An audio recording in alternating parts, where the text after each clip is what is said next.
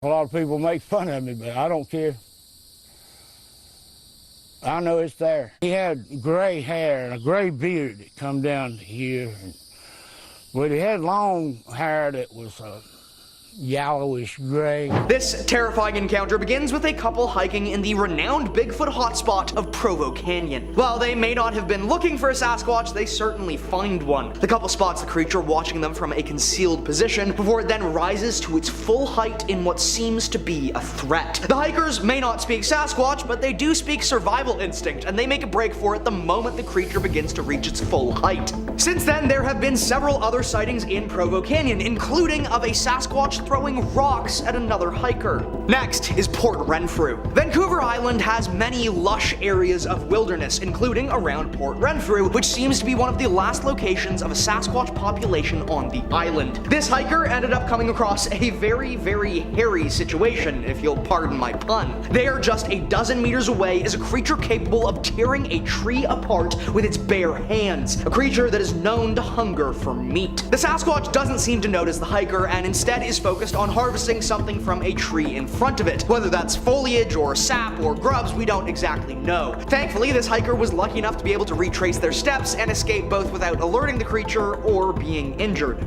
Now, for a homesteading horror. Our homes are meant to be our safe spaces, but for homes out in the rural wilderness, there are dangers that can turn your entire homestead into a living horror. This family had been making strange sightings in the distance for some time, but it was after several weeks of unnerving sightings that they finally spotted the creature for sure. The large Sasquatch is seen watching from the edge of the clearing and is no doubt an intimidating sight. After the sighting, the family decided to take more proactive measures to protect themselves and began using fireworks and other loud bangs to ward off the creature, which has seemingly worked as they've made no sightings since. Now for the famed Clingman's Dome. The highest point in Tennessee is likely also one of the most southern points where Sasquatch can be seen. Sasquatch, being the North American species, tend to live in cool environments, their thick fur making life in warmer areas difficult except for set species. And so, in the southern reaches of their range, they often stay restricted to the mountains, where cold air and isolation gives them the best environment to live in. This footage was recorded by some hikers who stopped when they saw a whole crowd of people watching this tree line. The people had said they saw something like a bear walking on two legs, after which some of this stunning footage was captured. The eastern Sasquatch populations are considered to be under extreme threat, as habitat loss and warming are putting a greater strain on these creatures to survive. Little else is known of the eastern population, as sightings of the western or midwest populations are simply far more common.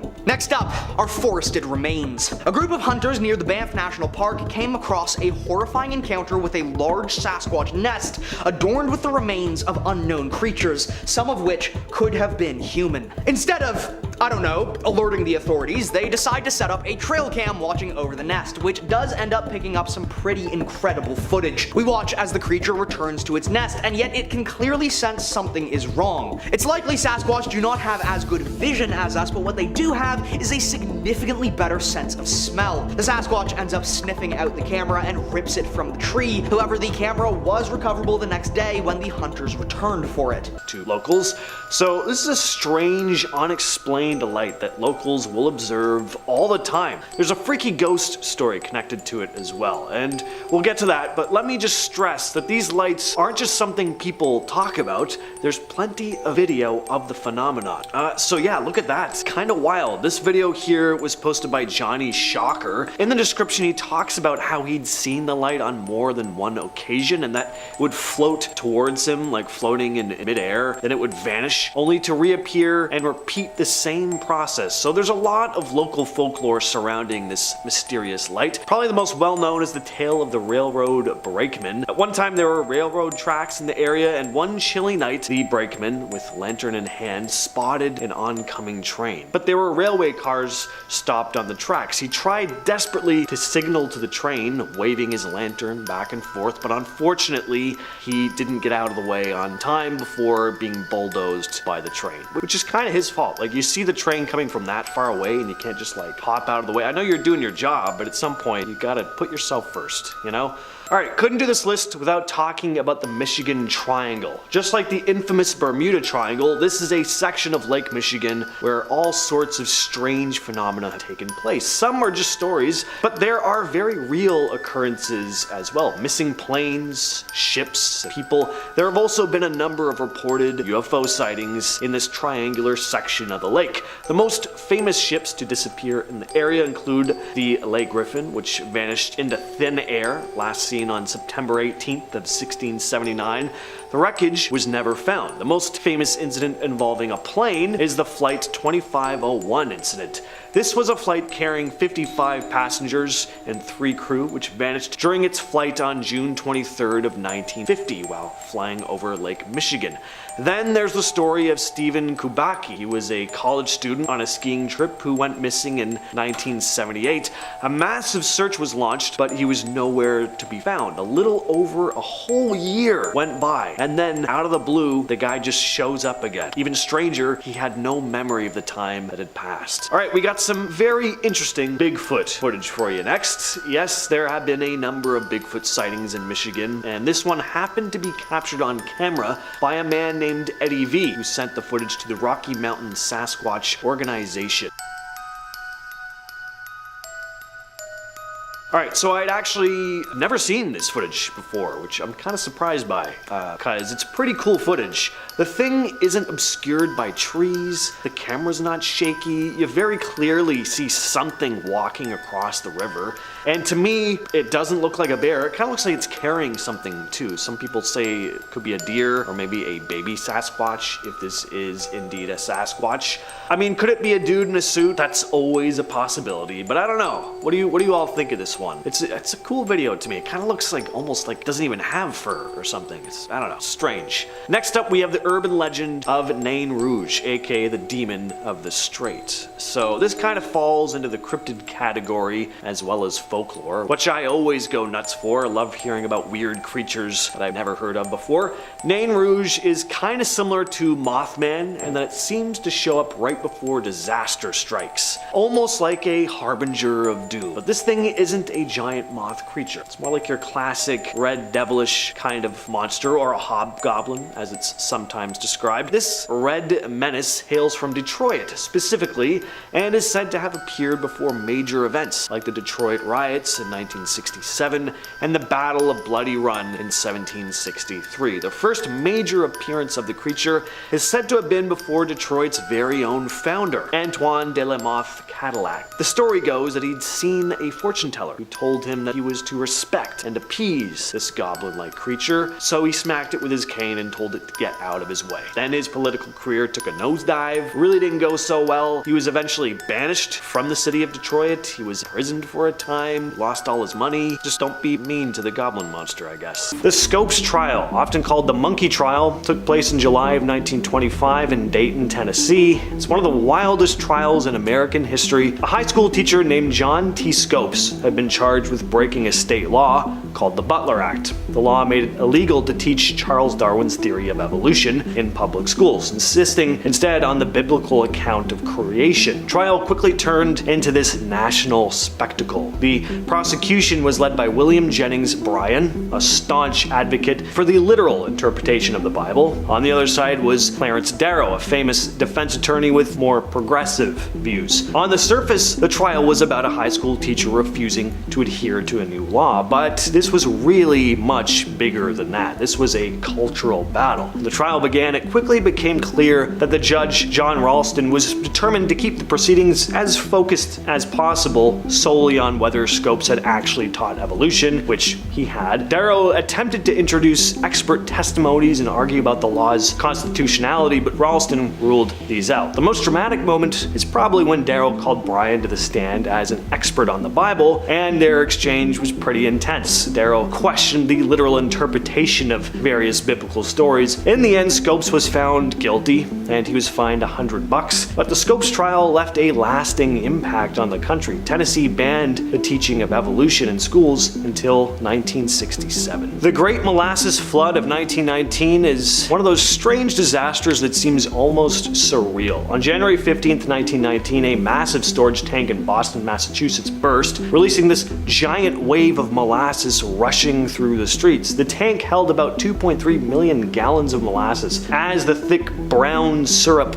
poured out, it engulfed everything in its path. Buildings were knocked off the foundations, people were swept away. I mean, it sounds kind of silly, but it would have been absolutely horrific, and it was. 21 people lost their lives, even more were injured. In some places, the molasses layer afterwards was so thick that it was almost impossible to walk through. The tank had been poorly constructed, and people were furious, saying that the United States Industrial Alcohol should have been held accountable for the disaster. And it really just goes to show that something as mundane as molasses, if not handled properly, can be absolutely disastrous. The Lemp Mansion in St. Louis, Missouri is often dubbed one of the most haunted places in America. Yes, I had to throw haunting in there. Built in 1890, the mansion was home to the Lemp family, who founded the Lemp Brewing Company. At its peak, the brewery was one of the largest in the country, but the mansion is probably most infamous for the deaths of multiple members of the family, 3 of which took their own lives in the home. William Lemp Sr. took his own life in the mansion's attic in 1904, following the death of his 4th son. William Lemp Jr. took his life in 1922, and in 1949, Charles Lemp ended his life. The mansion then became a boarding house in 1950, but rumors about the place being haunted by members of the Lemp family began to spread. And over the years, people have reported feeling an unsettling presence in the house, along with strange noises and even sightings of apparitions. Today, the mansion operates as a restaurant and inn, but people still do ghost hunts. The mansion has been featured in an episode of Ghost Hunters and Living for the Dead in 2023. The Radium Girls. Back in the 1920s, these young women worked in factories painting watch dials with radium paint, which would make the dials glow in the dark. The women were told to use their lips to shape their paintbrushes, which meant they were swallowing tiny amounts of radium every single day without realizing it. At first, a lot of them were fine, but as time went on, they started to experience health issues like jaw necrosis. That's where the bones in the jaw start to decay. It was terrifying, but even as they got sick, doctors and employees just shrugged it off or just didn't know what was happening. A group of these women decided enough was enough, though. They took their fight to court, determined to hold their employers accountable. Because of them, national attention was brought to workplace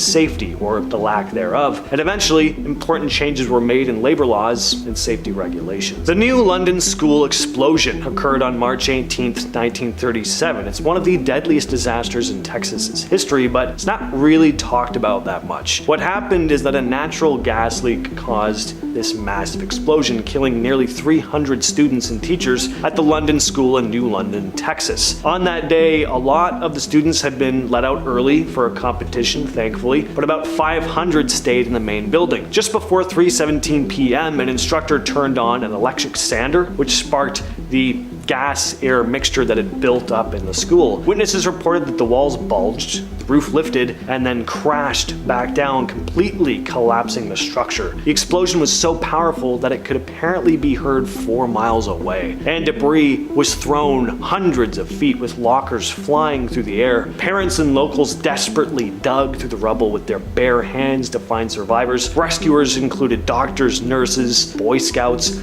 They worked through the night. Nearly 294 people were confirmed dead. Again, as time has gone on, though, this incident has kind of faded into obscurity, and maybe that makes sense. According to locals, there seemed to be this collective silence about the event in the years that passed, when it was discussed in hushed tones. Mermaids are real. Don't believe me? Well, what about this recent sighting in Australia?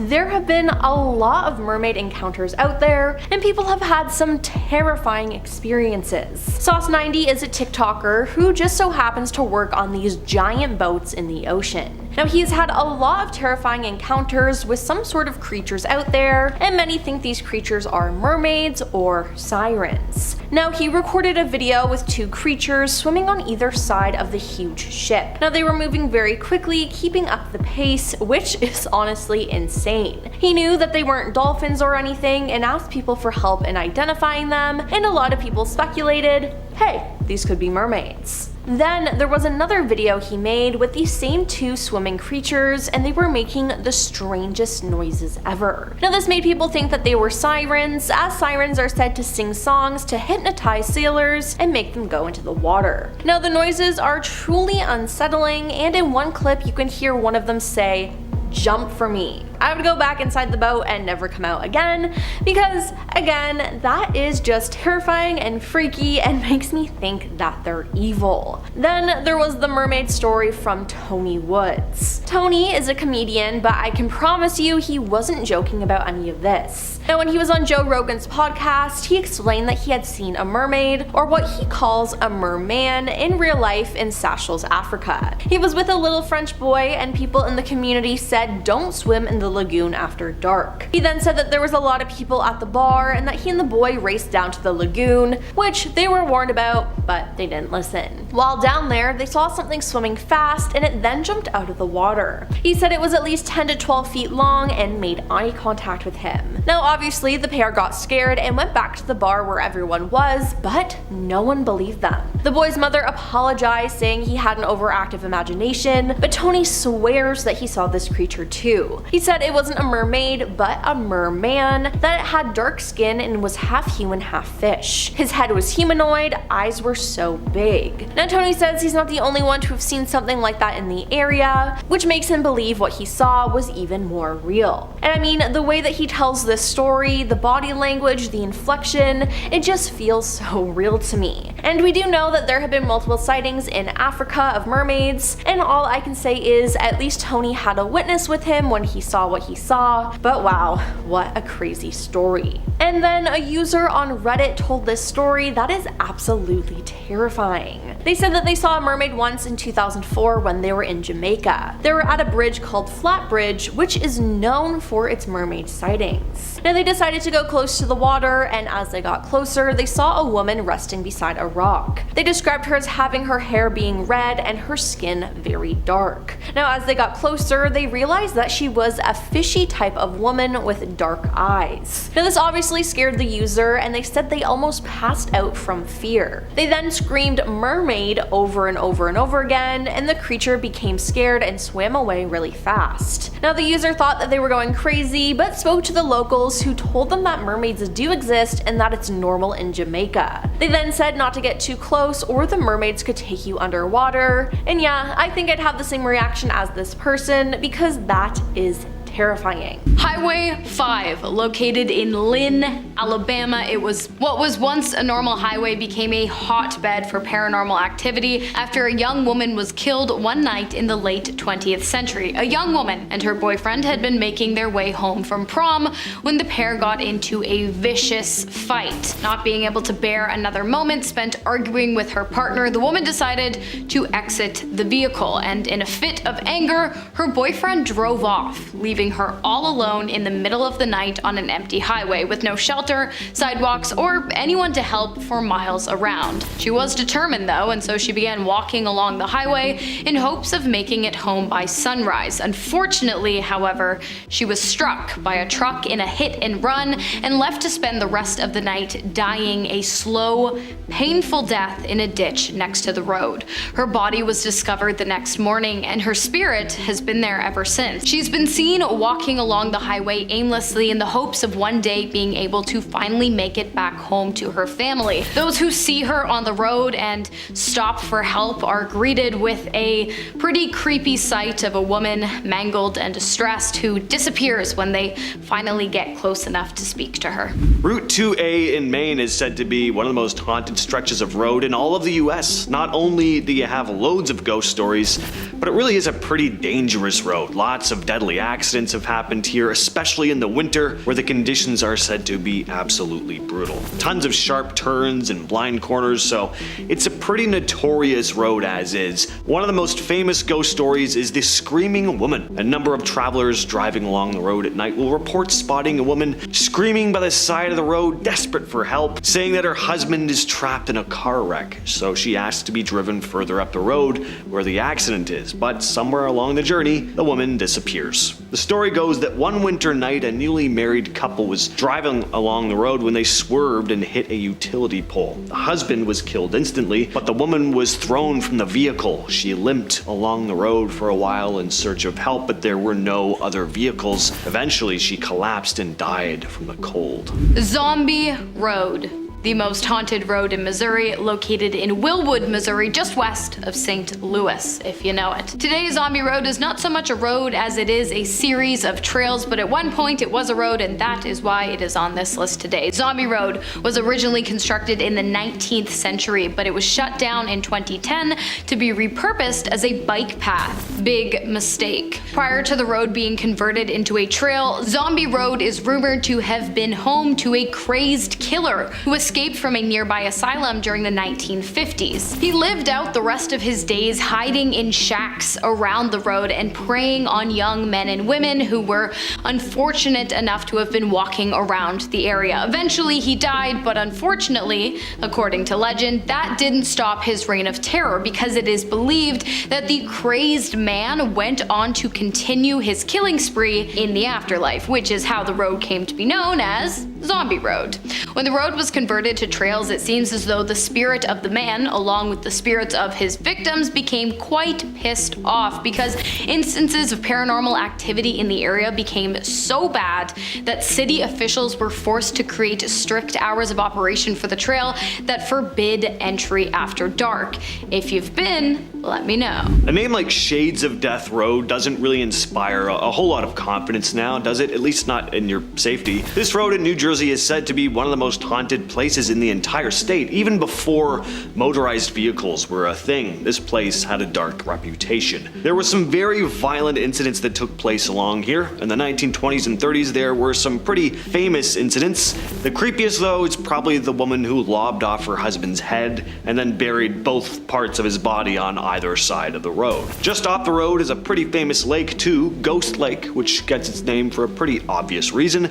Spooky stuff happens there. Oh, and there's ghosts. Apparently there's often said to be an eerie fog surrounding the lake, and the sky is perpetually bright, even in the middle of the night, almost like it's always twilight. What better name is there for a haunted road than Mount Misery? But wait, there's more, because Mount Misery is actually part of a set of two haunted highways, Mount Misery Road and Sweet Hollow Road, that neighbor one another and share in an incredibly ominous and haunted past. According to legend, a woman named Mary killed her husband and their daughters while driving down Mount Misery one night, and then, unable to live with what she had done, she took her own life while driving down Sweet Hollow Road. Many people who have driven down the roads at night have claimed to have seen a police officer flagging them down, as he would have done to Mary after she killed her family. Now, when these people get closer to the officer, they realize that the man is actually missing the back of his head. It's a gruesome sight,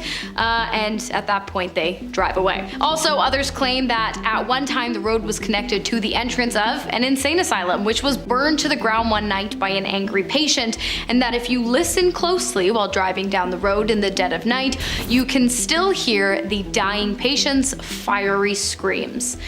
That sounds like hell. And finally, we have Highway 299 in California. This one passes by a ghost town, so that, along with other ghostly tales, and it's no surprise why it's said to be one of the most haunted roads in the country. Highway 299 is a long, lonely road running from east to west through the state of California, known for its eerie ghost stories. The most haunted part is said to be between Old Shasta City and Whiskeytown Lake. Old Shasta City was, at one time, a lively gold rush town, but it's now abandoned.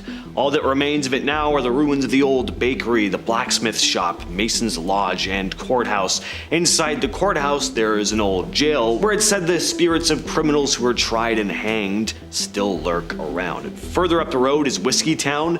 And Whiskeytown is super interesting because there's an entire town submerged under a lake. When the Whiskeytown Dam was built decades ago, the town flooded and its residents had to leave. But some believe that not everyone left, and the spirits of the people who once lived in the town now haunt the lake. And even if they're not haunting it, just swimming where there's an entire old abandoned town below you, that's Weird. And finally, Marble Mountain. This footage was recorded by a leader of a youth group called Campus Life who made a yearly trip out to Marble Mountain. However, in 2001, something special would happen. First, the group would discover a strange shelter constructed in the forest, made of thick pine boughs and branches stacked to create a hovel large enough to fit 2 people or a single Sasquatch. But that wasn't the exciting part. Anyone could have made that shelter. The exciting part comes just a few minutes later when a student calls out that they see something up on the ridge. Way far off in the distance, walking along the ridge of Marble Mountain is some sort of giant bipedal creature. It's easily above the 8-foot mark, judging by the trees that it passes. However, unlike other sightings, this footage actually lasts for quite a long time.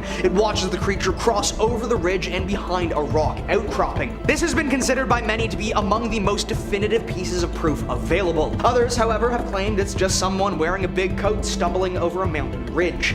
What do you think? Up first, the spark to the flame. Sightings have been reported for centuries, but this was the first one to be caught on film and started all the Bigfoot hype way back in 1967. Recorded by filmmakers Rogers Patterson and Gimlin, they had been riding their horses down a Californian trail in the Buff Creek area searching for Bigfoot after reports of recent sightings when they had to dismount to cross over a fallen log. It was lucky that they had, because just as they were crossing, the very creature they were after began to cross in the far clearing. They did manage to set up the camera in time, and though it is initially shaky, they do capture several critical clear seconds. The footage even has a fairly decent resolution of the creature's head and fur, which seems very intriguing and possibly believable. Since then, many have tried to smear and discredit Patterson and Gimlin, but they continue to attest to the truth of the sighting. Next is the swamp monster. Josh Highcliffe was a hunter with a chunk of property 9 miles west of Tunica. On this fateful morning, however, Josh decided that he would be hunting hogs, and so got out into the swamp early that morning. Well before sunrise, he settled in and waited for the pigs to arrive, but it was a few hours later when he heard a shuffling sound and began to prepare to take a pig home. Instead, he would see a massive Sasquatch focused on an old dead cypress tree in the swamp. Immediately, Josh started recording and captured some of the most chilling footage I've ever seen. We truly get to see and hear the incredible strength of this creature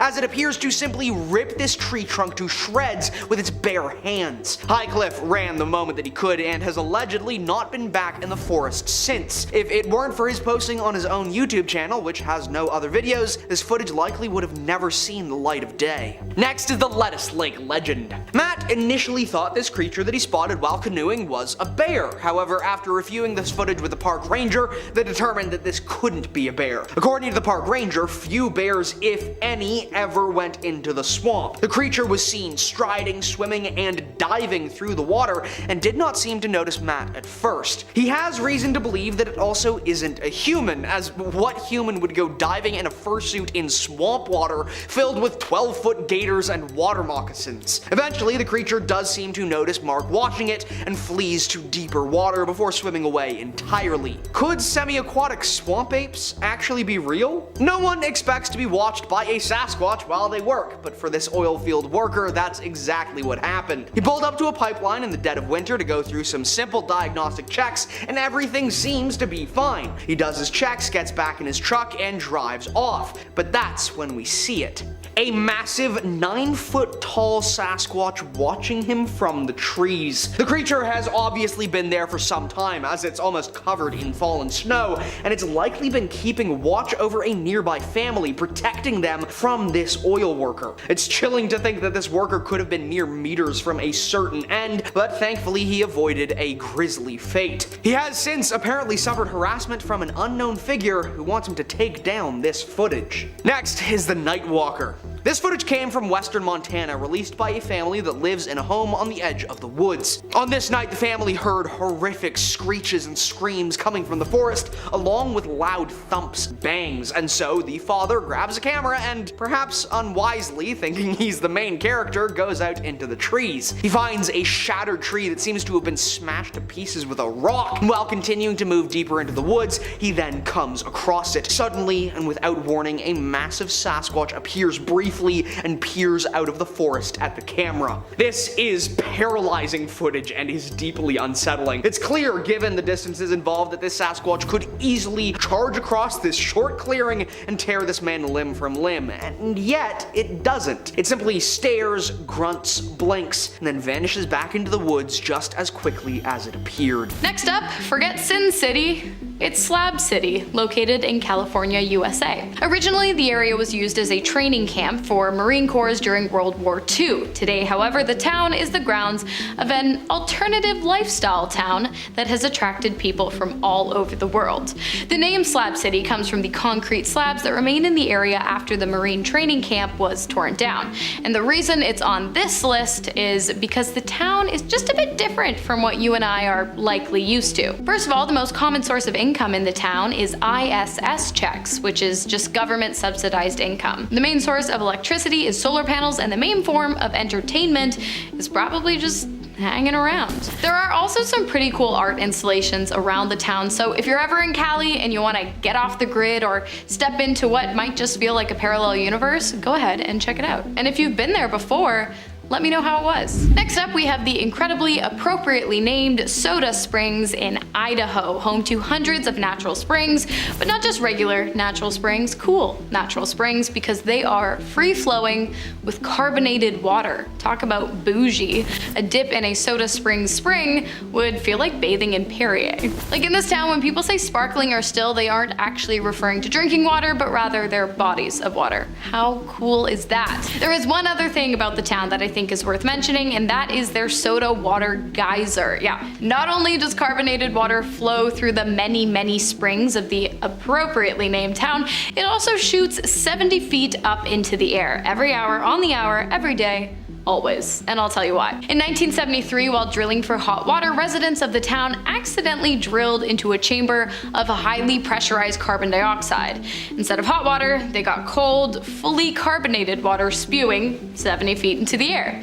Eventually, after weeks of the geyser continuously going and subsequently flooding the town, it was capped, making it the world's only capped geyser. As I mentioned, the cap is open every hour on the hour, so as long as you're in the town for more than 60 minutes, you'll get to tell your friends that you saw the OG soda stream. Next up, we have Casey, Illinois, home to a lot of big things for some reason. By that I mean the town is filled with giant, supersized roadside attractions, including these big antlers, this big anvil, a big bat, a big bird cage, a rather large bookworm, a big cactus, a big crochet hook, a massive ear of corn, a big old glider plane, a giant horseshoe, oversized knitting needles, to say the least, a giant mousetrap, a big old nail puzzle, a big pencil, big piggy bank, a big pizza slicer, a giant rocking horse, a big spinning top, a large wooden token, a big yardstick, and of course my personal favorite, a big taco. That's a big list. Next up, we have Gibtown, which was once the go-to retirement town of choice for old carnival workers and was nicknamed the last sideshow town in America. The place was like a carnival on steroids, 365 days a year. There were sword swallowers, Siamese twins, tall men, strong men, fire eaters, bearded ladies, and so much more. The town featured a post office with extra low counters and a beer hall with extra large chairs to accommodate its wide range of residents. At one time, 14,900 people lived in the town, which was also home to 3 factories built to manufacture Ferris wheels and carousels. Fitting. The town followed a strict Carney code and subscribed to the ideal of unconditional love and support for your fellow man, and retirement houses were provided to those in need. It was purposefully kept secret from the public as it was a safe haven for those who decided to call the town home. Today, the town is pretty much abandoned by its former residents, but its history remains incredibly fascinating and thus has earned itself a spot on today's list. And finally, we have San Luis Obispo. Not necessarily the entire town, but definitely part of it. That part being Bubblegum Alley, which honestly is one of the most disgusting things I have ever seen ever. It's literally just an alley covered in discarded chewing gum. And for some reason, people go there on purpose. The alley is 70 feet long and 15 feet tall on either side, and it is also the world's largest collection of used bubblegum. And it is also a giant health hazard and some kind of massive outbreak just waiting to happen. It looks so gross, and looking at it makes me feel gross, but hey, if I had to, You have to. If you've been here before, let me know down below in the comments, but honestly, I really hope you haven't, because ew. What's more of a haunted highway than Highway 666, the Devil's Highway? Highway 666, the 6th branch of the famous Route 66. It really doesn't get more never drive at 3 a.m. than this. Today, the highway is known as Highway 191. The name was changed due to the belief that the many accidents, apparitions, and creepy mishaps were caused by the highway having adorned the devil's number for so long. Unfortunately, however, changing the name has not changed the nature of the road, which remains haunted, dangerous, and incredibly creepy to this day. Phantom trucks, ghostly passengers appearing in back seats, see-through hitchhikers in torn white gowns, and hellhounds ready to rip the rubber directly off of your tires are a common sight for those driving along the roadway at night. One woman recounted a drive she had taken along the highway with her husband, saying, "At first everything seemed normal. Her and her husband were the only ones on the road when all of a sudden a massive truck appeared out of nowhere that seemed as though it was headed straight for the pair, charging so fast towards them that sparks were flying from the wheels and flames were coming out of the smokestack. The pair pulled off the road and waited for the truck to pass, and when it did, it disappeared into the night." I'm gonna go ahead and say avoid this roadway at night if you and your tires, which like I said are subject to be ripped apart by literal hellhounds, want to make it to your destination in one piece. There are plenty of haunted hotspots along Route 66, but one of the most famous is an abandoned truck stop in Villa Ridge, the Tri-County Truck Stop, which opened in 1971 and closed in 2006. Ever since its closing though, people have reported strange stuff going on at the site, and there have been plenty of paranormal investigations in the abandoned building. A team of paranormal investigators called the Paranormal Task Force investigated the site in 2006, and the guy leading the investigation, Greg Myers, said they experienced some pretty weird stuff. Almost as soon as they arrived, a coffee pot came flying off a shelf. It's a nice welcome. He also added, quote, "On the first night we were setting up a camera on the second floor. I was holding a door shut and something was trying to open it from the other side. We were actually fighting back and forth." Other investigators have spotted a man in red flannel in the bathroom vanishing as soon as he's spotted, and other objects like light bulbs being hurled. And people have also apparently seen orbs and spectral shapes floating through the building, some which have been caught on camera. Dead Man's Curve, located in Claremont County in Ohio. The curve is a turning intersection, a dangerous one where Route 222 meets State Route 125, and it's also said to be the most haunted place in all of Ohio. Although there have been many deaths at the intersection, the majority of hauntings are attributed to 5 young men who were killed there on October 19th of 1969 after their 1968 Impala was hit head-on by a 1969 Roadrunner going more than 100 miles an hour. Since then, the curve has been haunted by the deceased young men who appear as faceless hitchhikers hoping to catch a ride from someone who can take them away from the place where they met their grisly end. Next we head to Rachel, Nevada with Route 375. This is a pretty notorious stretch of road, known for its supposed extraterrestrial activity. So much so that it's been nicknamed the Extraterrestrial Highway. UFO fanatics from all of the world flock here year after year, hoping to catch an unidentified object in the sky or hopefully find some clue as to what's really going on in Area 51. Driving along this road, you'll get closer to the place than you'd probably ever hope. Now, aside from Area 51 though, there are other interesting spots along the route. There are old atomic bomb sites, lots of other military facilities, and on top of all the alien stuff, there's said to be plenty of paranormal weirdness, vanishing apparitions along the road, phantom headlights, and for everyone with a clown phobia, you may want to make sure you plan your route so that you don't end up having to spend a night at the Clown Motel, which is exactly what it sounds like. A clown-themed motel filled with ceramic clown dolls, puppets, life-size statues, you name it. Definitely where I'd be wanting to spend the night, but maybe not for everybody. In March of 1932, a group of World War I veterans, known as the Bonus Army, marched on Washington, D.C. They were seeking immediate payment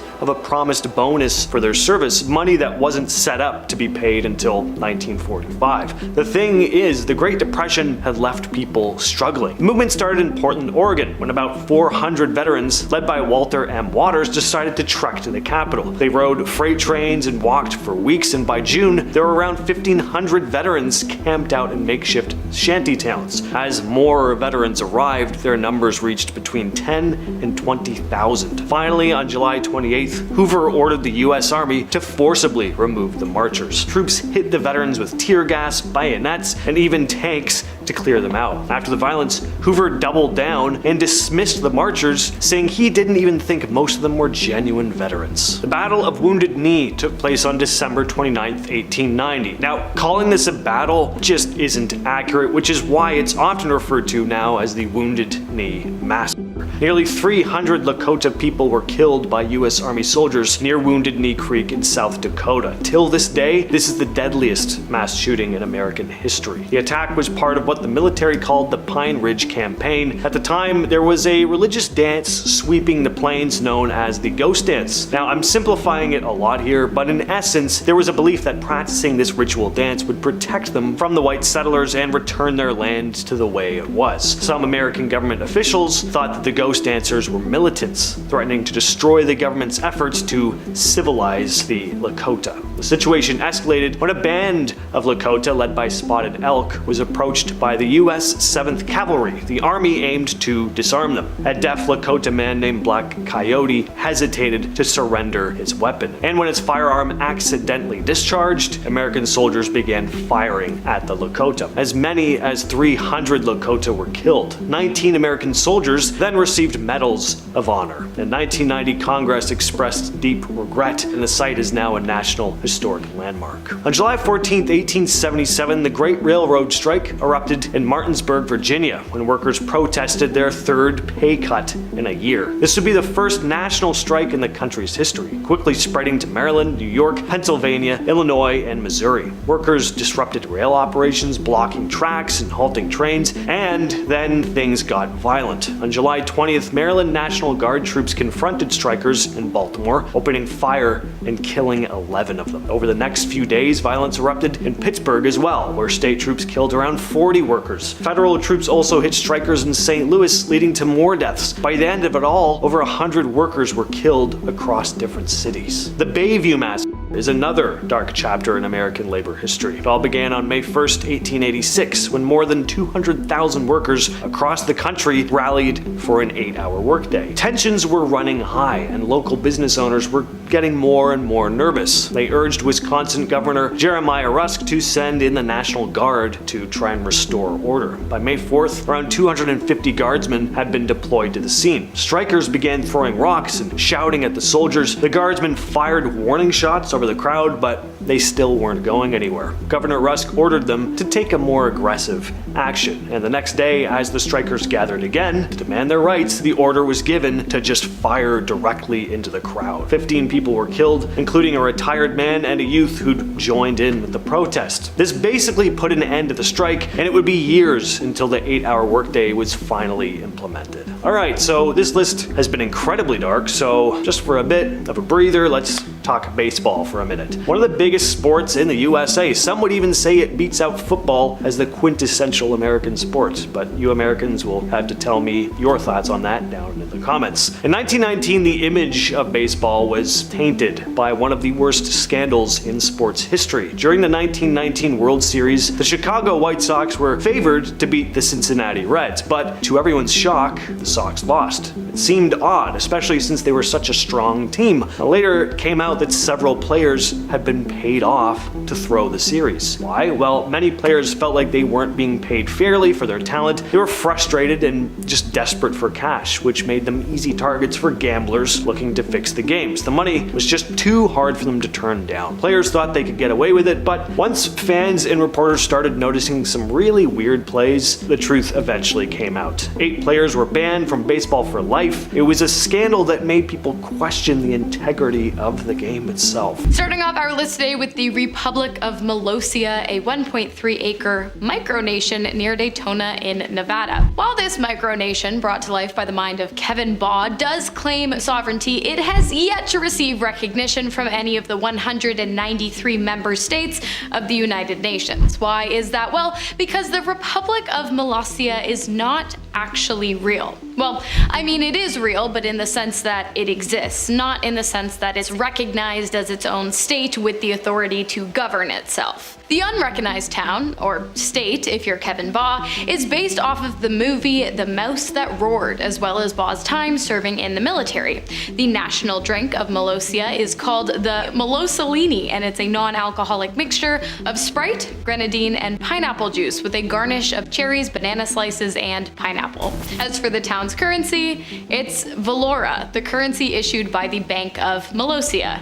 It comes in coins of 1, 5, 10, and 30 with an exchange rate to US dollars of 80 cents per 1 Valora dollar. Pillsbury chocolate chip cookie dough, however, is worth 5 Valora, so do with that information what you will. This town is truly a fever dream. Next up, we've got Green Bank, West Virginia, the no-tech town that is definitely not watching this video right now because, well, they have no tech. Green Bank is a national radio quiet zone, meaning that anything that puts out radio frequencies such as radios, television, computers, broadcasting, mobile phones, microwaves, and pretty much all other electronics are strictly banned from the town. Not only is this a very real law, the enforcement of the law is very real as well. The town has something called radio police, who go around using specialized equipment to detect signals coming from unauthorized electronics. They seriously aren't messing around. Now, if you're wondering what possible reason could there be for this town's strict silent nature, the answer is actually quite simple. Green Bank is home to the Green Bank Telescope, the world's largest fully steerable telescope designed to listen in on radio waves originating from space. Any interference on the ground whatsoever would render it practically useless. Imagine a world in which we bow our heads away from technology in allegiance to a telescope. Or, just go to Green Bank and you don't have to imagine. Next up, we have Tangier, Virginia, located on Tangier Island in the Chesapeake Bay and home to a whopping 463 people, according to a census conducted in 2020. The town, or island if you want to get technical, has been shrinking since the year 1850, and I don't mean just population-wise, I'm talking about land mass as well, which of course directly correlates to a decrease in population, but that's besides the point. It is likely that eventually one day this little island town will need to be abandoned, and that after that the land will disappear altogether. Some of the island's more notable quirks, other than its small population and the fact that it's literally disappearing, are the fact that there is absolutely no alcohol allowed. There is no phone service, and there is only one grocery store. There are surprisingly 2 restaurants, and the residents use golf carts as their primary mode of transportation. Also, for some reason, the residents of this town, located smack dab in the middle of Virginia, USA, speak with a thick Old English accent for some odd reason. Next up, a town with a population of 3 people. Gross. I mean, it must be gross. Gross, Nebraska, that is. There's not much more interesting about this town other than the fact that it's pretty much a ghost town, save the 3 people living there as confirmed by the 2020 census, which I'm sure took days to complete. Of course, this wasn't always the case. At one point in 2010, there were a total of 2 people living in the town.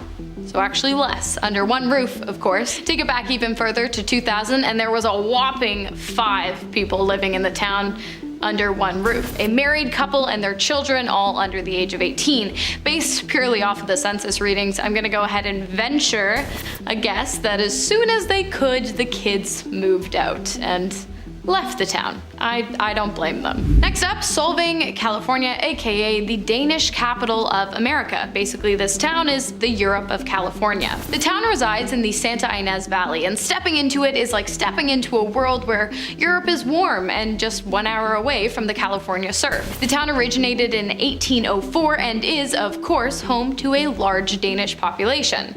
There is a classic folk school in the town that emphasizes lectures, singing, gymnastics, folk dancing, and fellowship. and there's a Danish 14th century Gothic style church. The architecture in the rest of the town is also incredibly Danish and incredibly beautiful. And the best part is, unlike in Denmark, Solvang is practically always warm and sunny. It's truly the best of both worlds, and I imagine the food there is delicious.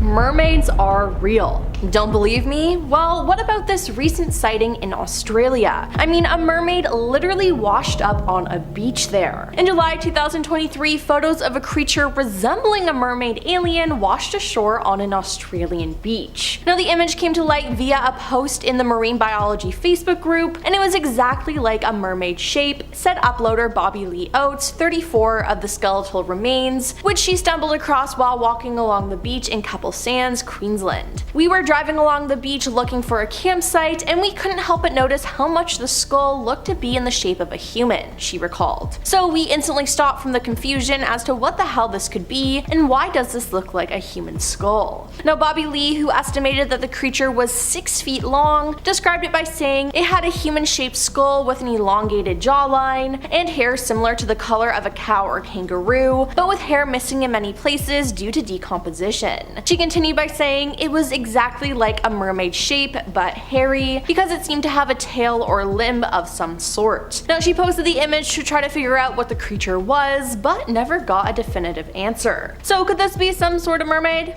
I think so. Then there were the soldiers who saw a type of mermaid. During World War II, Japanese soldiers were stationed in the Key Islands in Indonesia and had some weird encounters with what they said were mermaids. Now, the local villagers were familiar with these creatures and called them orang-iken, which translates to manfish. Now, these creatures were described as being around 150 centimeters tall, having spikes on the spine, shoulder, and neck. They were said to have pink salmon-colored skin and a mouth that resembled a carp. Now, rather than having a fishtail, these creatures had long arms and frog-like legs, both of which had talons at the end. Now, the Japanese soldiers recorded many different sightings, saying they even saw one on land, but they mostly seemed at home in the water. For one instance, a troop of soldiers claimed to see one of these creatures jump out of the water onto a nearby rock. Now, it turned and faced the soldiers and let out a gurgling, burping noise that didn't seem to be too friendly. Then they saw another creature moving smoothly in the water towards them as fast as any fish would. Now, not knowing the intention of the creatures, the soldiers started shooting at the rocks and into the water, only to have the creatures disappear from view. Now, a sergeant named Mr. Taro spoke to the villagers and requested if any of the orang-iken were captured, dead or alive, to contact him immediately. It was soon after that the chief summoned the general and, to his astonishment, saw with his own eyes the lifeless aquatic creature. Now, he described what he saw as roughly 4 foot 9 inches tall, pinkish skin, human-looking face and limbs, spikes along its head, and a mouth like a carp. Now, this just sounds like something out of a horror movie. Absolutely terrifying. Now, fishermen don't get scared too easily, as they see a lot of scary things being out in the middle of the ocean, but I doubt any of them ever thought that they would come face to face with a mermaid. Yep, you heard that right. Some fishermen accidentally caught a mermaid. In an alarming video, it appears that some fishermen caught a mermaid in a net, and they were so shocked that they accidentally dropped it back into the water. A clearly humanoid arm with a webbed hand reached back at them from the net, as if trying to grab the men. Now, the men lean back to avoid it, and the net slips and falls back into the ocean, with the mermaid escaping and them being left with questions. Now, is this legit? I think so. A user commented this on the video, and I agree. They said this video is amazing, almost a real proof about the existence of mermaids. Notice that the camera is unsteady, and it means that the situation took them by surprise. The creature trapped in the net is powerful and so desperate to get rid of it, and its aspect cannot correspond to a human being or any other animal. Now, it's understandable that the fishermen got in a panic and let it go back into the sea, but that was just so creepy.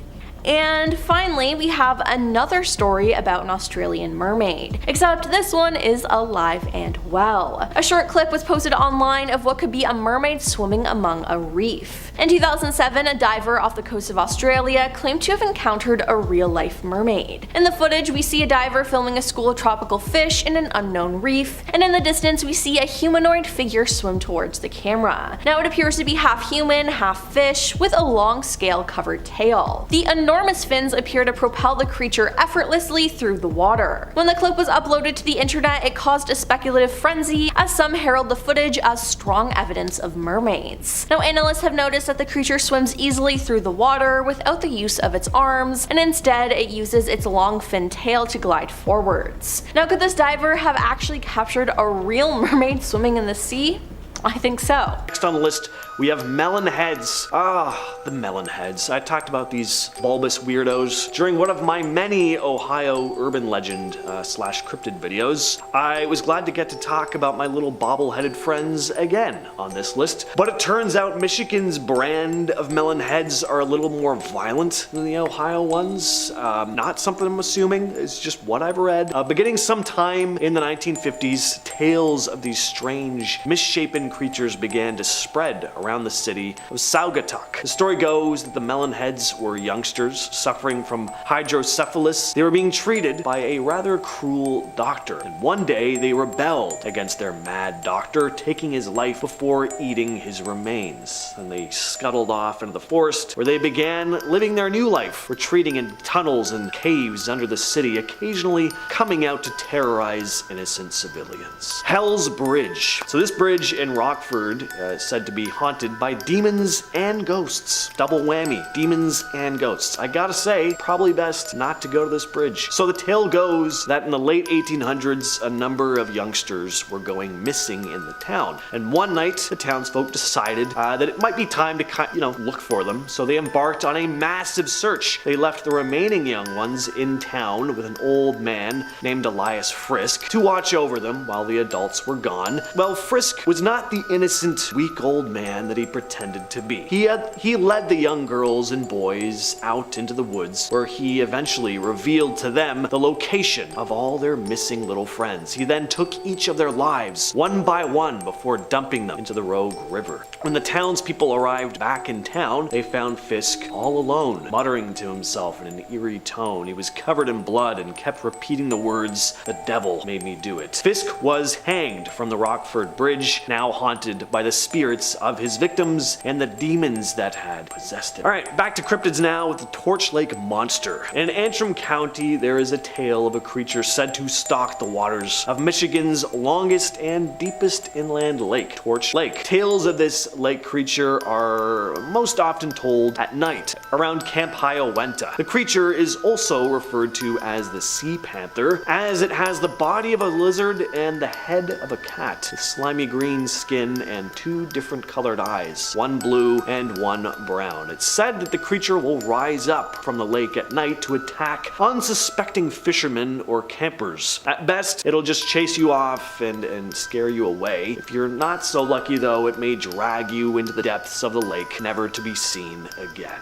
Next up is the Dogman. Werewolves gotta be my favorite mythological creature, so Dogman sightings get me real excited. The Dogman is a creature said to be, as the name suggests, a part man, part dog creature. It stands about 7 feet tall. What's extra creepy about this creature is that it's said to have a very unnatural howl. It doesn't sound like a wolf or even your classic werewolf. It sounds more like a man's scream, and something about that just sends a shiver up my spine. Monstrous creatures making human-like sounds just gives them this kind of uncanny valley sort of vibe. Very off-putting. There have been apparent Dogman sightings reported ever since 1887, where one witness supposedly died of fright after encountering the creature. And there's also another famous story in the 60s where a bunch of hippies were in a van and they saw it peering into their window, though I wouldn't really trust what hippies said, especially in the 60s, because, you know, they were on a lot of stuff, but who knows. Second to last on the list are the singing sands of Abete Gris. The sands of these beautiful beaches in the northern Upper Peninsula are said to sing. And actually, they're not just said to, they really do. When you rub your hands through the sand, it makes this high-pitched whooshing kind of sound, which is not actually a sound you'll get on every beach.